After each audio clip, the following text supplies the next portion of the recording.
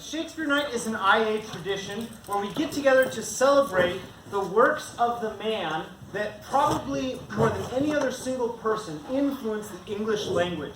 One of the things that brings us together here at International Academy.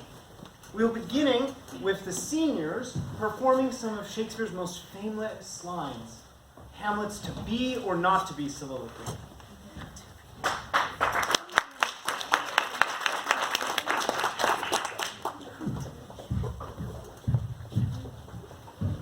To be or not to be? That is the question. Oh, you know that's not right though. It's to be or not to be. That is the question. I'm pretty sure it's to be or not to be. You're American. You haven't even been to Britain. Yes, I have. And how much from Denmark anyways? Exactly. And my sister's married to a Danish man, so I know this better than any of you. No. Yeah, listen. It's to be or not to be. That is the question. To be. No, it's to be or not to be. That is the question. Guys, we're trying to figure out how Hamlet said it. And I'm pretty sure it's to be or not to be. Hamlet was male though. Oh, No, sure. listen. It's to be or not to be. That is the question. Veronica, a woman should know her place. If Hamlet was female, this is what he would say. To be or not to be? I'm just wondering. To be. We have to delay the test too much. Why are we even arguing about this? We're all girls anyway. To be or not to be. That is the question. To be or not to be. That is No. the question!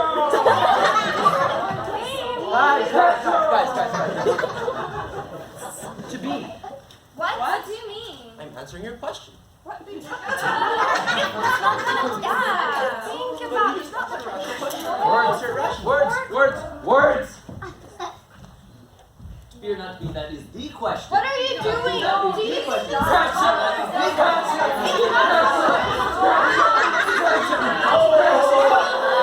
Let's get like dancing. Stop. To be or not to be. That is the question.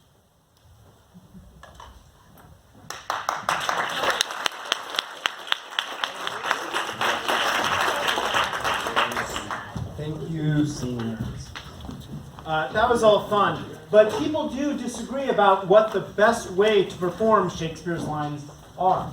In the play Hamlet, Hamlet is meant to be a little bit crazy, and he's making everyone think he's crazy. So oftentimes when that speech is performed, it's done like he's just lost it a little bit. We'll be hearing from James, giving us his best impersonation of Hamlet.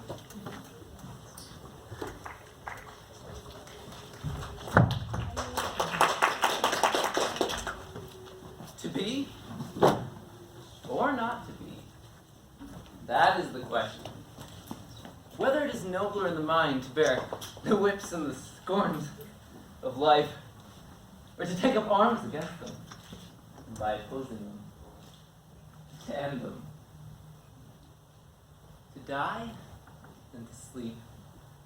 To sleep, perchance to dream. Aye, there's the rub. For in that sleep of death, what dreams may come.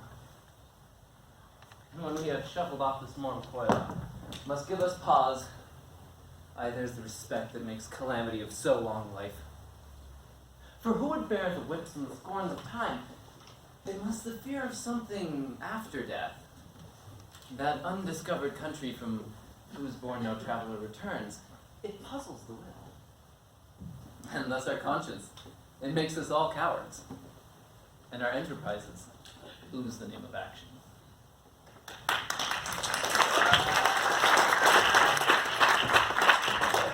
Thank you, James. Another way to perform that soliloquy is actually the opposite. Hamlet's only fooling everyone by making them think he's crazy. Hamlet's actually very rational. And when he performs this soliloquy, he's calculating like a mathematician. We'll be hearing it in modern English from Zundu now.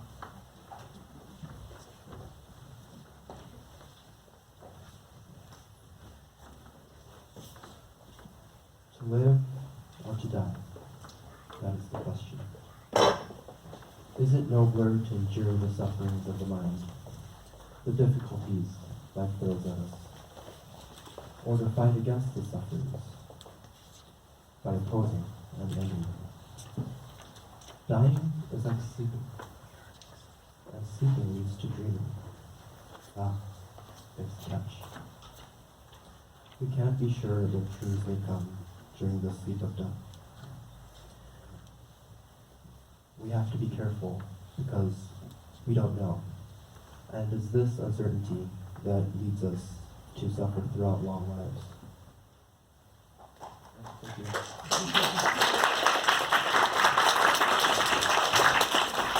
Thank you, Junior.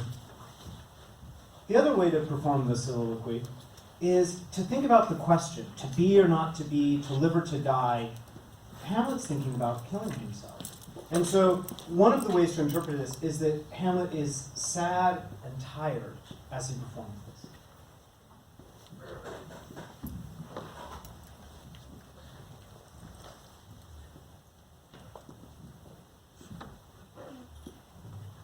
To live or to die? That is the question. Is it nobler to endure the sufferings of the mind, the difficulties that life throws at us? Or to fight against the sufferings by opposing them and ending them? Dying is like sleeping, and sleeping leads to dreaming. There's the catch. For we do not know what dreams may come in that sleep of death. And we should be careful because we do not know. It is this uncertainty that leads us to suffer through long lives.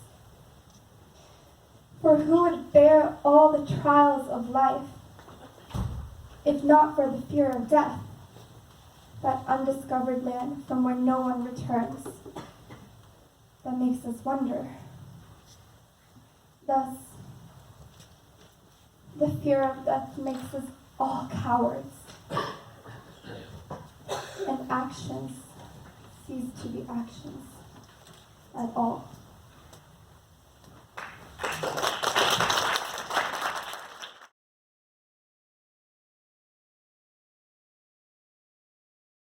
All right, next we will have the 10th and 11th grade performing scenes from Julius Caesar. We'll be performing the betrayal and death of Caesar, and I will actually be joining the 10th and 11th graders.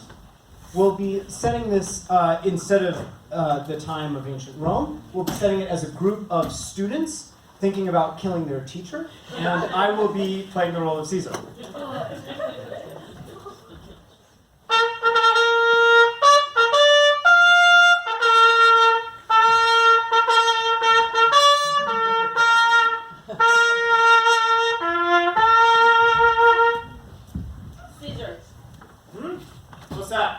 Did every noise be still? Beware, the eyes on march. What's that? Soothsayer, bid you, beware the eyes of March. Bring him before me. Let me see his face.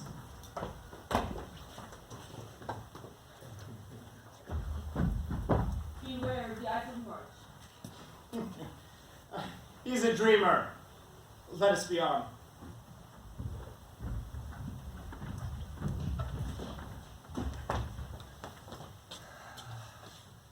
I do fear the people choose Caesar as their king. Hey, do you fear? Then must I think it would not have it so? I would not. Yeah, I love him well. I know that virtue to be in me. I was born free as Caesar, so were you. And yet this man has now become a god. And Cassius is a wretched creature that must bend his body if Caesar carelessly but not on him. He had a fever when he was in Spain, and when a fit was upon him, I did mark how he did shake. 'Tis true the god did shake. Why doth he bestride this narrow world like a colossus, and we, petty men, cower under his huge legs, and be about to find ourselves dishonorable graves? The fault, dear Brutus, is not in our stars, but in ourselves that we are under these. Brutus and Cassius. What is in that? What is in that? Why should his name be sounded more than yours? Write them together. Yours is this fair name. Sound them out.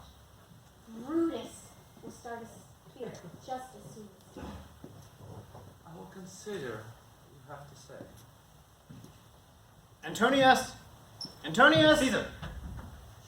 Yawned Cassius, has a lean and hungry look about him. He thinks too much. Such men are dangerous. Fear him not, Caesar. He's not dangerous. He's a noble Roman.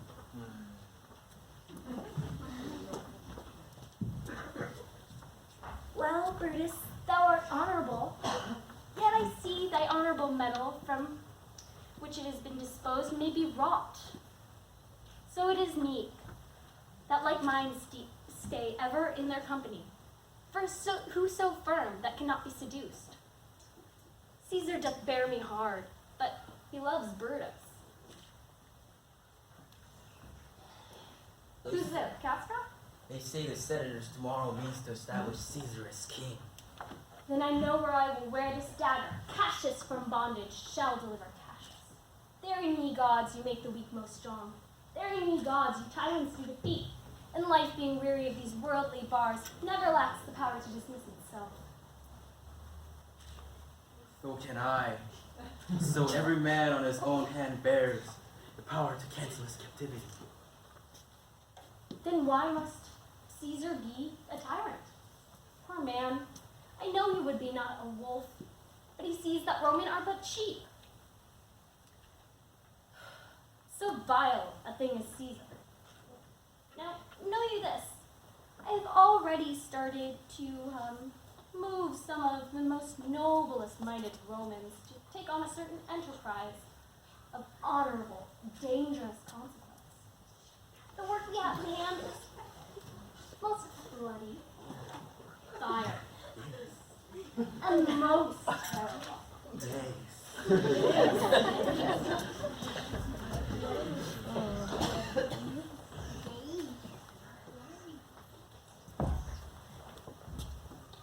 It must be by his death. And yet for my part, I know no personal cause to spurn at him. He would be crowned. And how that would change his nature. There is the question. It is a bright day that brings forth the advert. Crown him. We have put a sting on him. Therefore, think of him as a serpent's egg, which, hatched, would, like his kind, grow mischievous. Kill him in the shell. Give me your hands, one by one. And let us swear a resolution.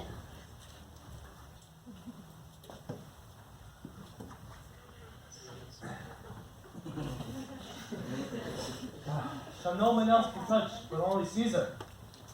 It is not meet that Antony, so beloved of Caesar, should outlive him.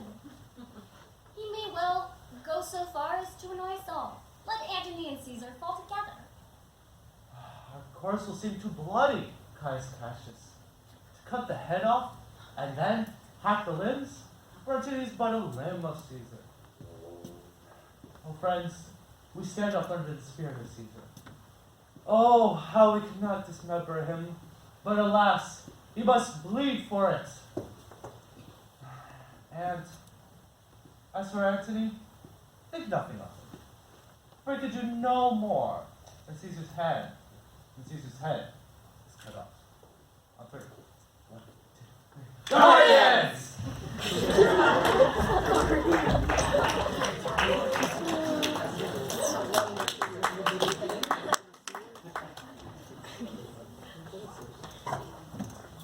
Good morrow, Caesar.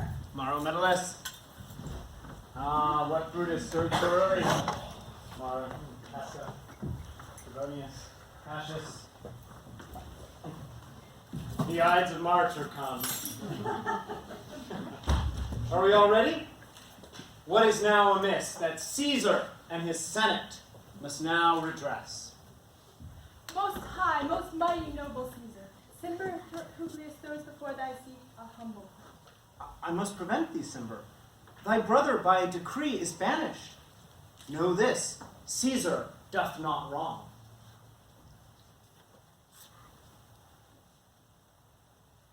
Is there no voice, more worthy than my own to sound for the repealing of my banished brother.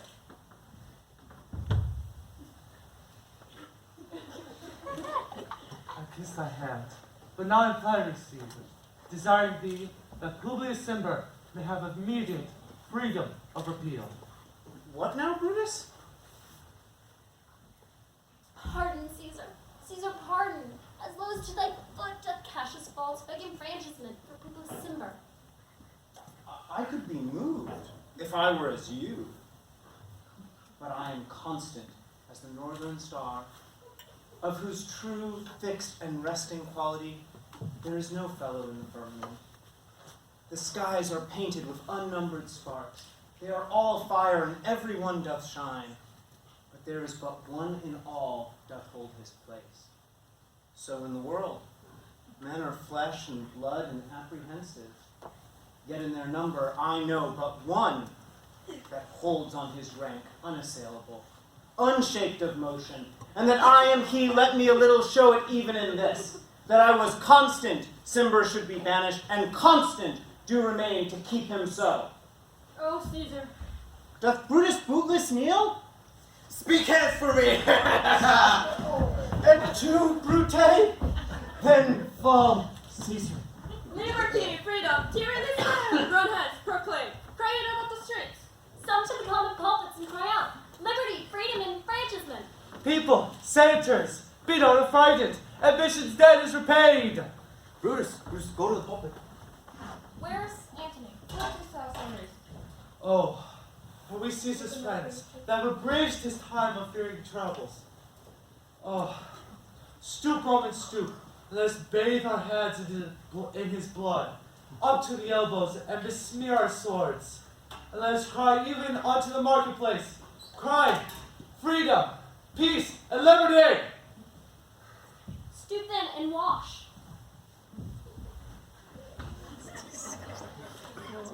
How many ages shall this, our lofty scene, be acted out, in countries yet unborn, in accents yet unknown? How many times shall Caesar bleed in sports? As often as we shall be called the sons who gave their country liberty. Here comes Mark Antony. Welcome, Mark Antony. Almighty Caesar, dost thou lie so low? All thy glories, spoils, triumphs, shrunk to this little measure. Fare thee well. Live 1,000 years, I shall not find myself more apt to die. No place will please me so, no mean of death, than here by Caesar. And by you cut off the choice and master spirits of this age. So now, we must look bloody and cruel. Our hearts, you see not. They are pitiful. And pity to the general wrong of Rome hath done this deed to Caesar. Our hearts do receive you with all good thoughts, kind love, and reverence. I doubt not your wisdom. Let each man render me his hand. First, Prudence, will I shake with you. Cassius, do I take your hand? Yours, Metellus, and yours, most valiant Casca. To the last not least in love, yours, Christopher. Gentlemen, all the last, what shall I say? That I did love Caesar, oh, 'tis true. Then thy spirit were to look upon us now, and see thy end in it. Would it not grieve thee dearer than thy death? See me shaking thy fingers of thy foes, most noble in the presence of thy corpse? Mark Antony, Pardon me, Cassius. I do not blame you for praising Caesar so, but shall we count you with our friends, or shall we on and not depend on you? Friends, I'm with you all and love you all, upon this hope that you should give me reason why Caesar was dangerous. Or else this were a savage spectacle. But our reasons are so full of good regard. That's where you, Mark Antony, son of Caesar, should be satisfied. That is all I see. Then, come, prepare the body, and follow us.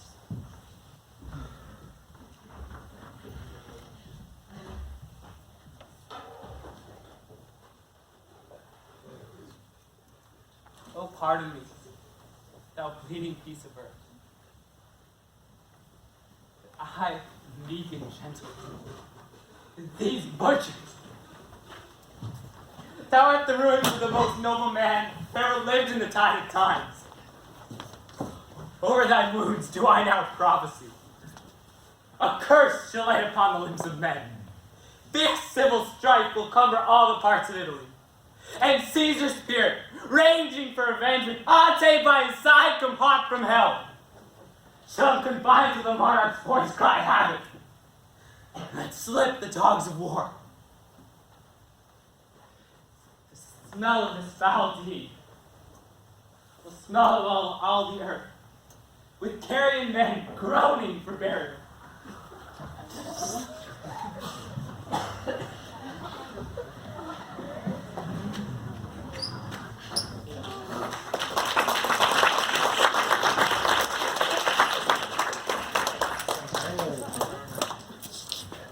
I will hear Brutus speak.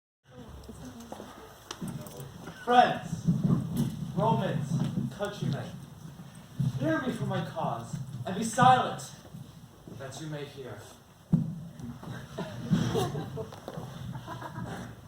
Yes, always important for speech.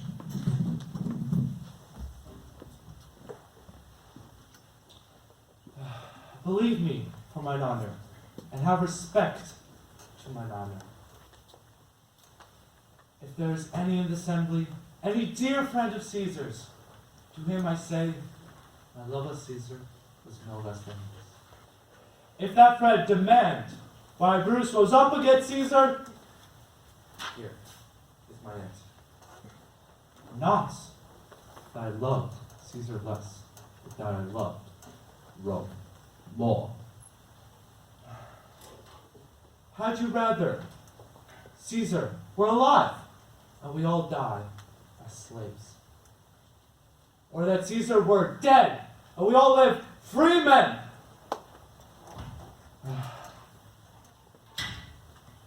If there is any so base as to be a bondman, to him I speak, to him I say, speak, for him have I offended.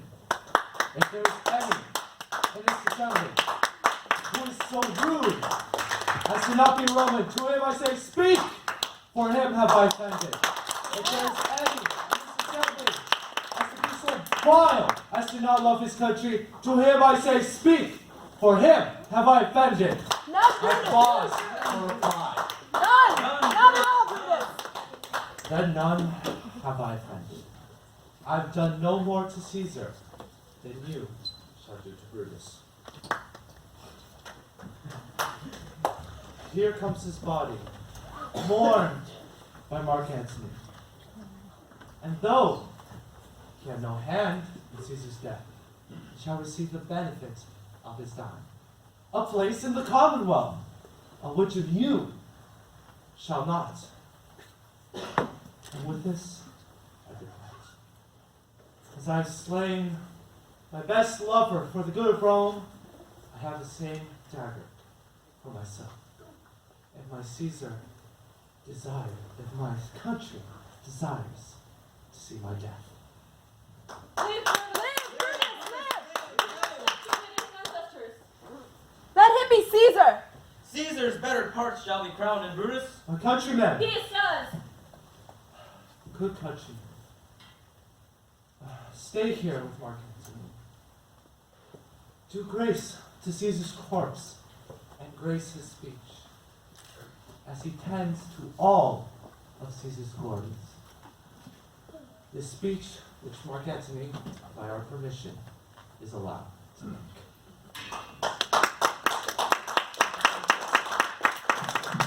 Stay. Let us hear Mark Antony. We'll hear him. Noble Antony, go up! This Caesar was a tyrant. Nay, that's certain. We are blessed that Rome is rid of him. Peace. Let us hear what Antony can say. You Romans, friends, Romans, countrymen, lend me your ears. I come to bury Caesar, and not to praise him. The evil men do lives after them, and the good is oft interred with their bones. So let it be with Caesar. The noble Brutus hath told you Caesar was ambitious. If it were so, it was a grievous fault, and grievously hath Caesar answered for it.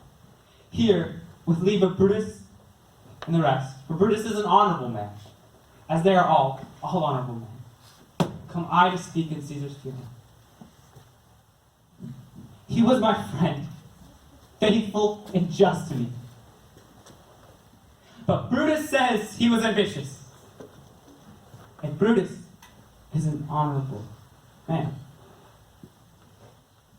He hath brought many captives home to Rome, whose ransoms did the general coffers fill. Did this in Caesar seem ambitious? When the poor have cried, Caesar hath wept. Ambition should be made of sterner stuff. Yet Brutus says he was ambitious. And Brutus is an honorable man. You all did see that on the Lupercal. I thrice presented him a kingly crown, which he did thrice refuse. Was this ambition? Yet Brutus says he was ambitious. And sure, he's an honorable man. I come not to disprove what Brutus spoke, but I come to speak what I do know. You all did love Caesar, and not without cause. What cause withholds you then to mourn for him? O judgment, thou art fled to brutish beasts, and men have lost their reason. Bear with me. My heart is here in the coffin with Caesar. I must pause till it returns to me. I think there is much reason to say it. If thou hast the right of the matter, Caesar has a great wrong. There's not a nobler man in Rome than Antony. But yesterday, the word of Caesar might have stood against the world. Now lies he there, and none so poor as to do him reverence. Oh, masters, if I were disposed to stir your hearts and minds to mutiny and rage, I should do Brutus wrong, and Cassius wrong, who you all know are honorable men. I will not do them wrong. I choose rather to wrong the dead, to wrong myself, and to wrong you. That I will wrong such honorable men. I fear I wrong the honorable men whose daggers have stabbed Caesar. I do fear it. They were traitors, the honorable men. They were villains, murderers. Brutus, as you know, was Caesar's angel. Judge, O you gods, how dearly Caesar loved him. This was the most unkindest cut of all. For when Caesar saw him stab, ingratitude more strong than traitor's arms, quite vanquished him, then burst his mighty heart. Look you here.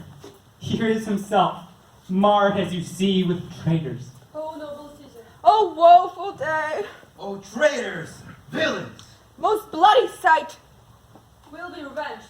Revenge! Kill! Revenge! Kill them! Burn! Go get him! Burn, still! Let not a traitor live! Good friends, sweet friends, let me not stir you up to such a sudden flood of mutiny. They that have done this deed are honorable. What pride or griefs they have, alas, I know not. That what made them do it, they are wise and honorable, and will no doubt with reasons answer you. I come not to steal your hearts away. I am no orator, as Brutus is. But as you all know me, a plain, blunt man that love my friend. And that they know full well, they that gave me publicly to speak of him. For I have neither wit, nor words, nor worth, action, nor utterance, nor the power of speech to stir men's blood. I speak only right on. I tell you that which you yourselves do know. Show you sweet Caesar's wounds, and bid them speak for me. That every wound of Caesar should move the stones of Rome to rise in mutiny. Will mutiny! Well, kill! We'll burn the house of Brutus! Let's see who's revenge! Come on! Mischief, thou art afoot. Take what course thou wilt.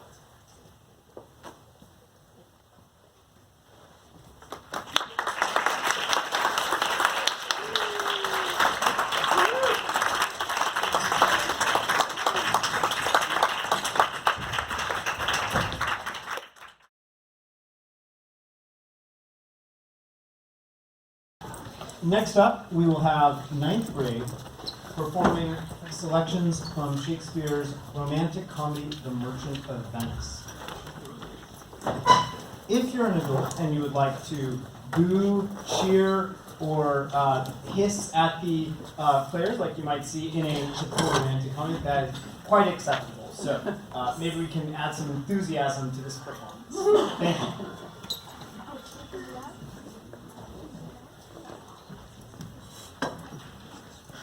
I'm tired of this world. You are rich. You have no reason to be sad.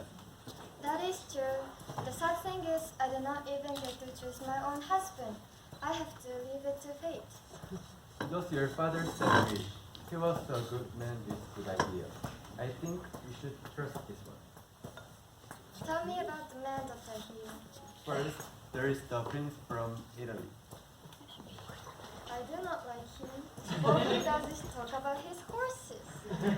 Then there is the prince from Russia. He does nothing but frown. What do you have to say about the French lord? Monsieur Le Bon? I do not like him. He's shy and quiet. He's barely a man. What do you have to say about the young prince from England? I have nothing to say. He doesn't speak Latin, French, nor Japanese. He doesn't speak same language. What do you think of his neighbor to the north, the Scottish lord? He's always afraid of everything. How do you like the young German? The Duke of Saxony's nephew. He's a drunk, so I don't like him. If he chooses the red casket and you refuse to marry him, you would be refusing to follow your father's will. I'm not afraid that's going to happen. Just put wine glass on one casket because I know he will choose that one. Do you remember the Prince Bassanio? Yes, he was a real man. Madam, he deserves a beautiful wife. I remember him well, and I remember him worthy of your praise. But wait, there is the prince from Morocco here.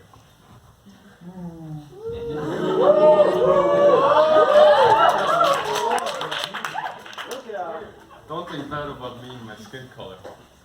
I wouldn't give up anything for my skin color except for having you, my queen, think nice of me. When I choose a husband, I don't look at the outside but at the inside. And also, it is not my choice whether I marry you or not. Can you show me the caskets then? I will try my best. I would kill anyone just to win you. Whoa. Try your luck, but promise me if you lose here, you are not allowed to speak to women about marriage again. I warn you. I promise. Can you show me the caskets? I hope I will have good luck. Bring this noble prince to the casket.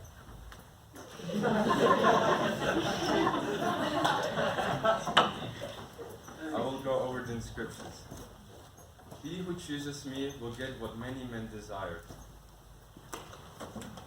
Second one, made of silver, has this inscriptions. He who chooses me will get as much as he deserves. And the third one, made of lead, has this blunt warning. He who chooses me must give up and risk all that he has. How will I know which one is the right casket? One of them has my picture inside. If you choose that one, I am yours. Okay. May some God help me make my choice. I will go over the inscriptions again. He who chooses me will give up and risk all that he has. Must give up and risk for what? For lead? Must give up everything for lead? This inscription is scary.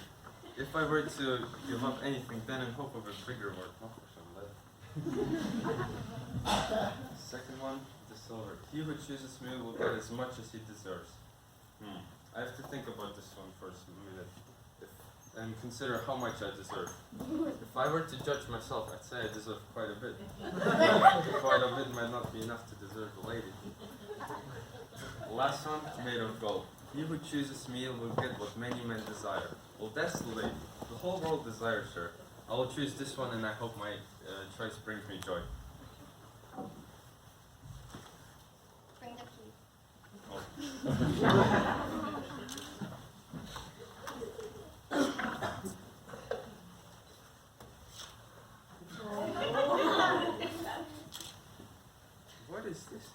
on the scroll? I will go over the inscription. All that glitters is not gold. You have often heard this saying. Many a man has given up his life just to see my outside. But golden tombs contain nothing but worms. Farewell. Your attempt to get Portia is unsuccessful and all wasted effort.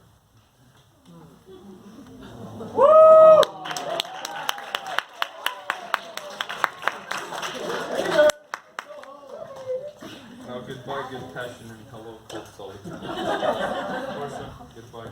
This is how losers goodbye.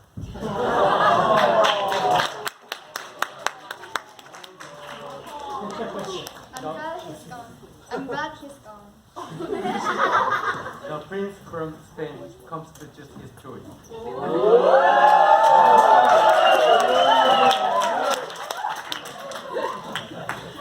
you choose the one contains my picture again, we will get married right away. But if you fail, you must go away right now. I promise 3 following things.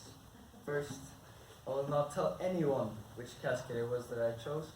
Second, if I fail, I will not marry anyone ever. And third, if I fail to make the right choice, I will be gone immediately. Everyone must agree to these conditions who wants to rescue from me, as worthless as I am. I'm ready. I hope I get lucky. Gold, silver, and lowly lit. He who chooses me must give up and risk all that he has. You need to look better before I risk everything. He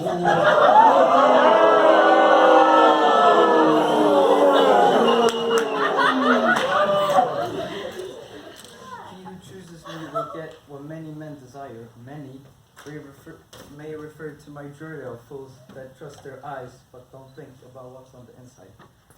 Sam, I will not choose this casket because I will not join in with those fools.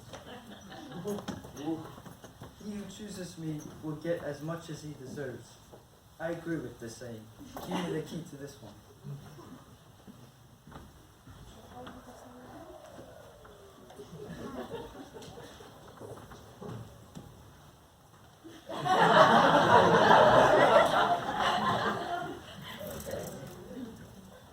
This is not what I hoped for and what I deserved. I will read it. He who chooses me will get as much as he deserves. Did I deserve nothing but a stupid fool's hat? If I answer you, it might offend you.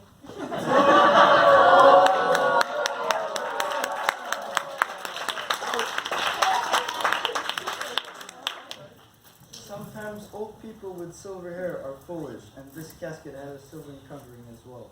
Take whatever wife you want to bed, but this fool's hat will always be yours. So go away, you must leave. I came here to win Portia with the head of a fool, and now I have a hat to match. The longer I stay here, the more foolish I'll seem. Goodbye, sweet lady.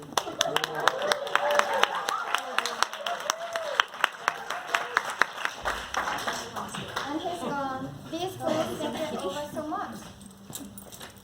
The merchant of Venice, Bassanio is approaching.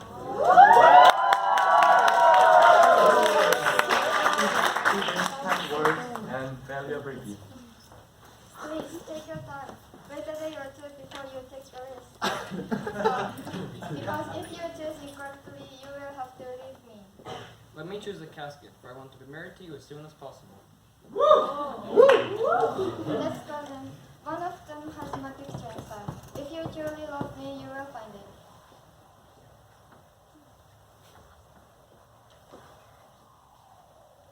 The whole world, tricked by fancy appearances. In the court of law, a good lawyer can get a guilty man free. In religion, the Bible can be used to justify bad acts. Sin can be made to look good. Think of beauty, which can be bought by the pound in the form of makeup. A beautiful gold wig can be made from dead hair. I choose this one.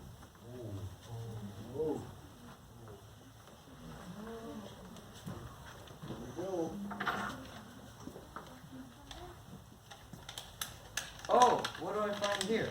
A picture of beautiful Portia.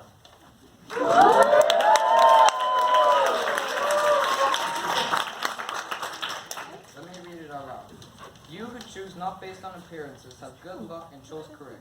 Since you have gained this fortune, be content and don't seek anything more. If this pleases you well and you are happy with your good fortune, turn to your lady and claim her with a loving heart. What nice words.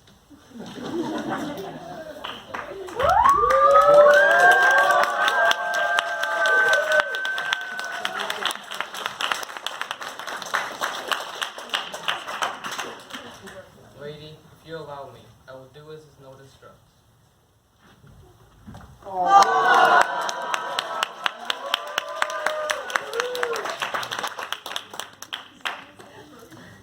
Myself and all that this man is now yours. I will give everything with this ring. Don't ever lose it or give it to someone. If this ring leaves my finger, then I will die. Hooray!